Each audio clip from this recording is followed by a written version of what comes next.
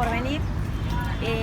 Vamos a hacer el circuito, un circuito peatonal sobre un poquito la vida de Astor Pantaleón Piazzolla, que nace un 11 de marzo de 1921. El circuito originalmente era diferente a lo que es hoy, que lo estamos haciendo peatonal por razones obvias, ¿no? Antes era de tipo vehicular y que iba tocando diferentes puntos, quizá un poco distantes, como por ejemplo la casa de un maestro en donde él estudió con él, el cementerio de la Loma, donde estaba la bóveda de la familia Assunta Manetti y Piazzolla, que hoy ya no existe más. Y bueno, por ejemplo la casa donde ellos vivieron y murieron después de que regresaron de Estados Unidos, ya a partir del año 1930 aproximadamente, ¿sí?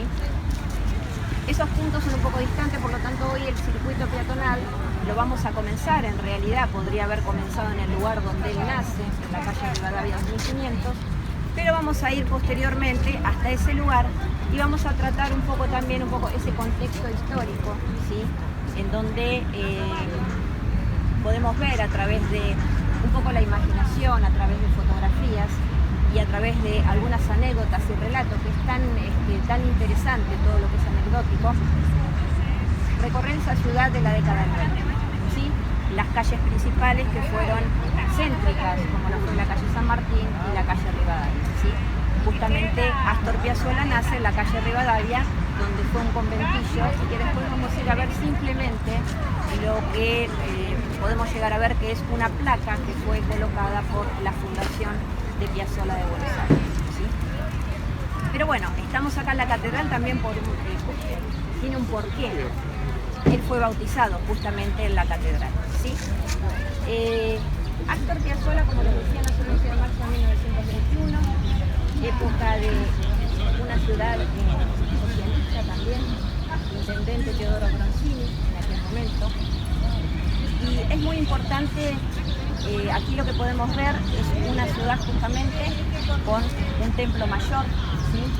Debido a que el templo menor, que era la capilla Santa Cecilia, ya quedaba un poco chico, y por eso en el año 1892 se pone la piedra fundamental de lo que fue la catedral de los Santos Pedro y Cecilia. Fue prima del bisabuelo de mi marido. Prima del Bisabuelo de mi marido. Ajá. Que también era Manetti.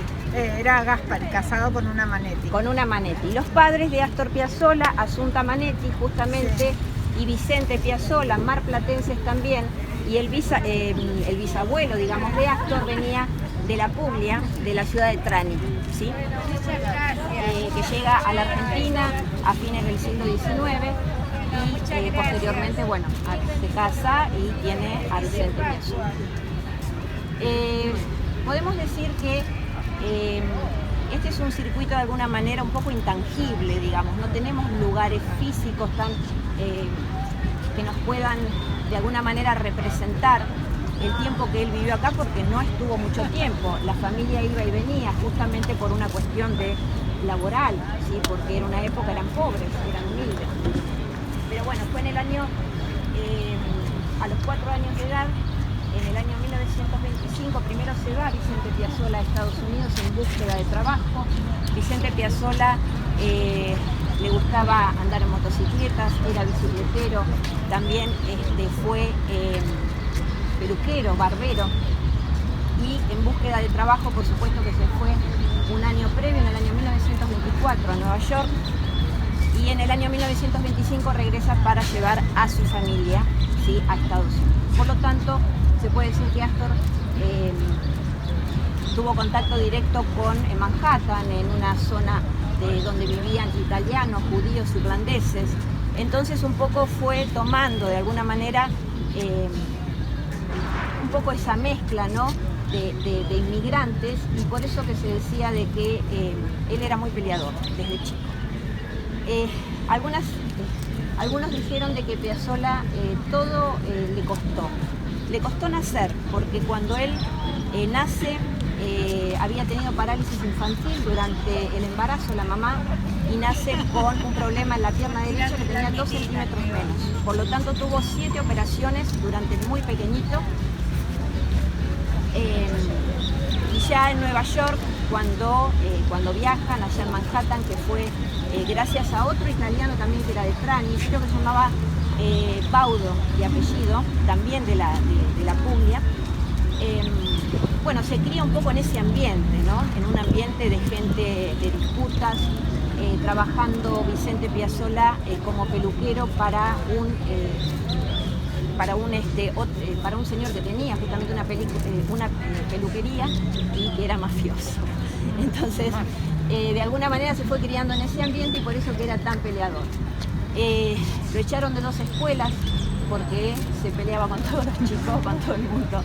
Y siempre fue bravo, pero siempre él fue así, con ese carácter, que eso también lo llevó a la música, de alguna manera, ¿no? Cuando en alguna manera lo estigmatizaban, que decían que Piazzolla no es tango, hasta que se fue imponiendo poco a poco, posteriormente ya a partir quizá en el 55, cuando tiene el Octeto Buenos Aires, que fue lo que marcó, digamos, la primera agrupación que fue tan importante, ¿no? Y que ahí empieza un poco a ser escuchado por la gente. Porque lo que Piazzolla quería es que la gente no bailara, sino que la gente se sentara a escuchar.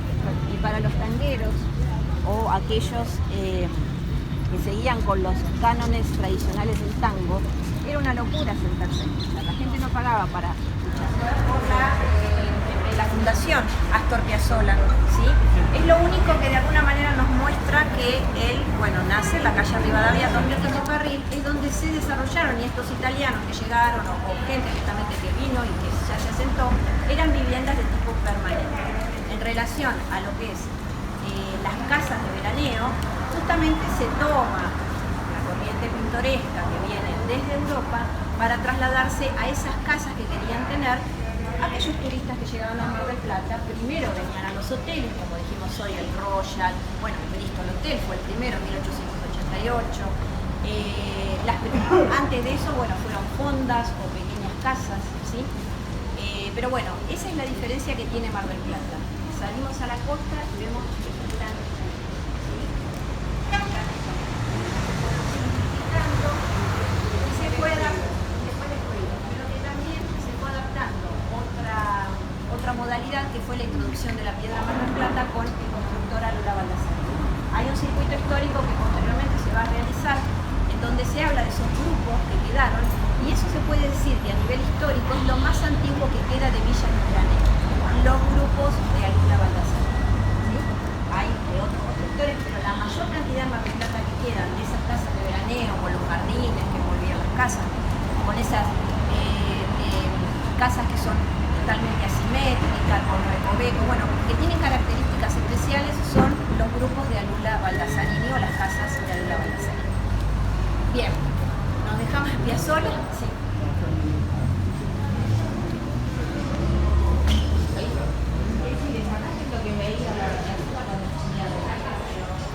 La Avenida Independencia. Esos fueron también algunos de sus maestros que marcaron de alguna manera. Pero ella llega para el año 1936, tenía 16 años de edad, y ya empezó un poco a olfatear el tema del tango, más allá que el padre insistía, él un poco que no, pero viene Elviro Bardaro, que fue el que marcó en él, en el decir, yo quiero hacer tango, ¿sí? Fue a ver la agrupación de él, inclusive se fue a la pensión, le pidió un autógrafo, le preguntó sobre Buenos Aires y quedó totalmente flasheado con esta agrupación. Y este aquí que con el tiempo Elviro Bardaro terminó siendo solista de una de sus orquestas posteriormente años más tarde. Por lo tanto, él forma un trío, el primer trío aquí en Mar del Plata, y tocan en la Confitería Porta. La Confitería Porta estaba en el muelle de pescadores, en el muelle que hoy subsiste, que es del año 1925, y bueno, de ahí empezó a embalarse, para posteriormente, un año, a los 17, casi 18 años, decide irse a Buenos Aires. Vicente, su padre, le deja en el bolsillo 200 pesos de aquel entonces y le dijo, andate, porque ya estaba totalmente decidido con su bandoneón a meterse en algunas agrupaciones de Buenos Aires. Se va a vivir a una pensión en Buenos Aires, llamada Pensión La Alegría, y de alguna manera visita o es parte de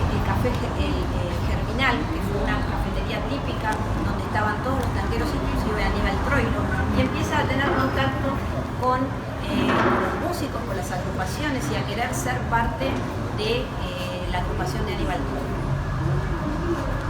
Tuvo la suerte de que el bandoneísta en aquel momento que iba a tocar, en un momento le agarra gripe, entonces él, como era tan insistente, lo ponen justamente, y bueno, y trabaja con Troilo como arreglador, como bandoneísta.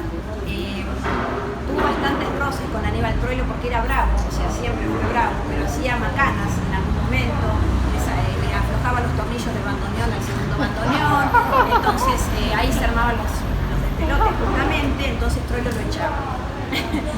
Lo echaba. Y también quería insistir en otro tipo de música, la música que él traía, que era música clásica, era jazz también. Y toda esa mezcla que él tenía, quería imponerla de alguna manera, entonces no era de alguna manera aprobado. Y Aníbal Troilo tenía muchas diferencias. Más allá que años después terminan siendo amigos, pero bueno, No tocando no tocando juntos. Con Troilo estuvo hasta el año 1944 aproximadamente.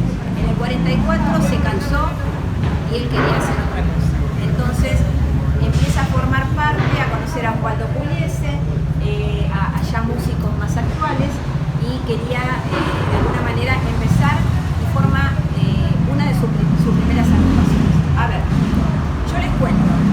Tuvo desde noneto, octeto, quinteto, el último fue un sexteto antes de morir. Son muchísimas las agrupaciones que tuvo y los intentos que tuvo, ¿sí? Bien, llegamos al año 1900, les dije 44, cuando él decide formar sus propias agrupaciones, pero de alguna manera siempre eran agrupaciones que tocaban tangos releídos, no había mucha creación por parte de él porque las creaciones no eran bien recibidas, siempre con algún rechazo. Entonces encuentra una beta que es empezar a escribir música para películas. ¿Música qué? Para películas. Ah. Para películas. ¿Sí? Eso fue una de las betas. Otra parte de su vida, que se casa a los 24 años con Dede Wolf. Dede Wolf era una artista plástica y con ella tuvo a Diana y a Daniel. Esos fueron sus dos hijos. Dede Wolf la acompañó en muchos viajes, sí, pero en el año 1942 se separan y él siempre se hizo cargo de esta situación, de que decía que fue por culpa de él de que se habían separado, porque él era muy egoísta, lo único que le importaba era la música. ¿Sí? Entre esto que les cuento, es interesante que en algún momento cuando ustedes lleguen a la calle Alberti en 1500 descubran de que está la casa de Vicente Piazzolla, cuando volvieron definitivamente en Estados Unidos, y tiene la inscripción en la piedra que dice Diana, por la nieve. ¿Sí? Esta es la casa donde él tuvo una bicicletería, al 1500. Hoy es una casa de comidas que fue un restaurante chino. Ah, sí. La Santeñita ahora. Ah, bueno, la Allá está la ex terminal. Claro. Que Bueno, tiene todo el frente rojo, lo han pintado rojo y amarillo. Sí.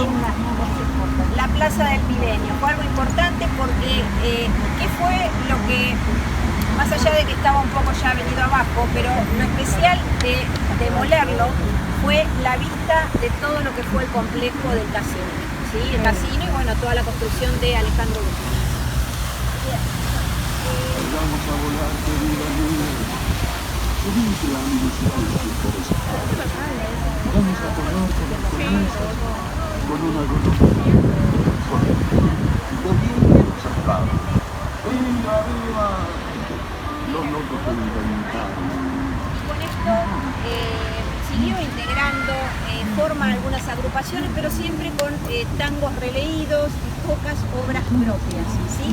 Por lo tanto, en un momento él decide dejarlo para dedicarse a la música clásica porque en Argentina no le daban la importancia que él quería. Según Osvaldo Pugliese, que bueno, conformó una agrupación con él, Pugliese como pianista por supuesto, Pugliese dice de que Astor Piazzolla nos enseñó,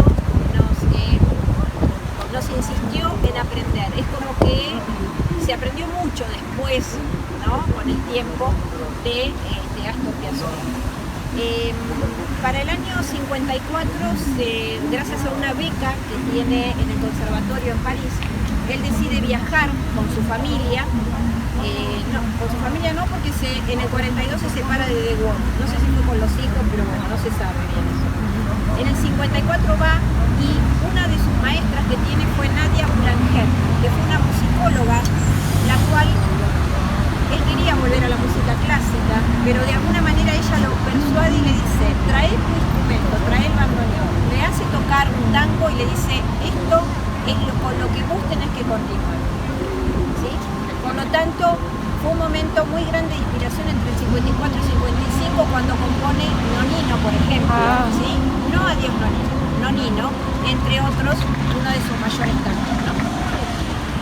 Bueno, regresa a la Argentina, continúa, de alguna manera ahí se une también a Osvaldo Pugliese, pero él siempre era un innovador, alguien inquieto que quería siempre hacer cosas nuevas. En el 58 se va a Nueva York, a Estados Unidos, y hace una fusión, una agrupación fusión jazz-tango, la cual no fue buena para nada porque no tuvo éxito en absoluto. Y en el 59 fueron momentos difíciles para él, donde todo costaba, siempre le costó a él, siempre le costó, donde todo costaba, y en el 59, bueno, recibe la noticia de que el padre muere en Mar del Plata, y con eso su máxima inspiración, que compuso Adiós Nonino en el transcurso de una hora. En una hora le hizo todos los arreglos como base Nonino, y aparece Adiós Nonino, y con esto, bueno, fue una explosión, sinceramente, en lo que se refiere al éxito. ¿Sí? Astor Piazzolla tuvo dos bandoneones que le regalaron, otra de las anécdotas. Uno fue el padre y otro fue el del maestro Troilo. Cuando fallece Troilo, la mujer de Aníbal Troilo le regala, más allá de los roces que han tenido durante mucho tiempo, pero lo quería mucho Aníbal Troilo, y es por eso que le regala su segundo bandoneón, que bueno, que fue una interesante reliquia. Bueno, el tema de estar de pie, el único bandoneonista en el mundo que toca el bandoneón por la problemática de su pierna, porque hemos visto que en todas las orquestas los bandoneonistas también están sentados. ¿Sí? Fíjense la expresión, la expresión es increíble en esta obra. Porque es raro en una escultura que tengan esa expresión. Una expresión en bronce, ¿no? También, ¿no? Y esta era la expresión de inspiración, porque evidentemente era un artista que lo llevaba de alguna manera cada vez que él componía y que tocaba a una, no sé, a un momento único, a una especie de meditación, si nos ponemos, ¿no? Era una conexión tan interesante, ¿no?, con la música, ¿sí? Lo cual, bueno, fue para siempre. ¿Sí? Así que bueno. Debe haber sido más o menos de ese tamaño, ¿no? Porque a veces sí, tiene el mismo tamaño, se hizo del mismo tamaño que la altura de él.